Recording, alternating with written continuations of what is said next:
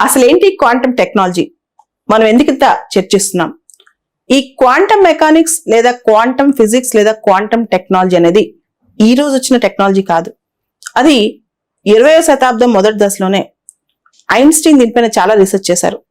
భారతదేశ విషయానికి వస్తే మేఘనాథ్ సాహా, తర్వాత సత్యేంద్రనాథ్ బోస్, చంద్రశేఖర్ వెంకట్రామన్, ఇలా చాలా మంది దీని మీద రీసెర్చ్ చేశారనమాట. ఈ క్వాంటమ్ టెక్నాలజీ కనుక వెలుగులోకి వస్తే అది అద్భుతం సృష్టించబోతోంది.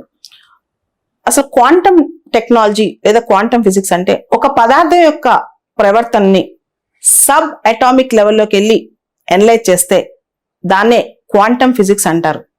అంటే quantum physics is a study of matter and energy at the most fundamental level, at the sub atomic level అనమాట.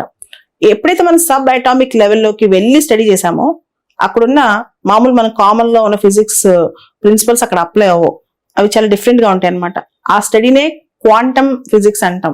సో క్వాంటమ్ ఫిజిక్స్ అనేక ప్రిన్సిపల్స్ అప్లై చేస్తుంటారు, అప్పుడు అది టెక్నాలజీ అవుతుంది అనమాట. క్వాంటమ్ టెక్నాలజీ అప్లికేషన్స్ ఏముంటాయి? క్వాంటమ్ కంప్యూటింగ్ ఒక అప్లికేషన్, క్వాంటమ్ కమ్యూనికేషన్ ఒక అప్లికేషన్, క్వాంటమ్ ఎనర్జీ ఒక అప్లికేషన్, క్వాంటమ్ ఫినాన్షియల్ సెక్టర్ ఒక అప్లికేషన్, ఇట్లా రకరకాల అప్లికేషన్స్ క్వాంటమ్ టెక్నాలజీ ద్వారా మనం వాడుకోవచ్చు అనమాట. అయితే క్వాంటమ్ ఫిజిక్స్ ని వాడి క్వాంటమ్ టెక్నాలజీని మనం డెవలప్ చేస్తాం. క్వాంటమ్ ఫిజిక్స్ అంటే ఏ పదార్థ ప్రవర్తన అయినా సరే చాలా సబ్ అటామిక్ లెవెల్లోకి వెళ్ళి మనం గనక స్టడీ చేస్తే దాన్నే మనం క్వాంటమ్ ఫిజిక్స్ అని పిలుస్తాం.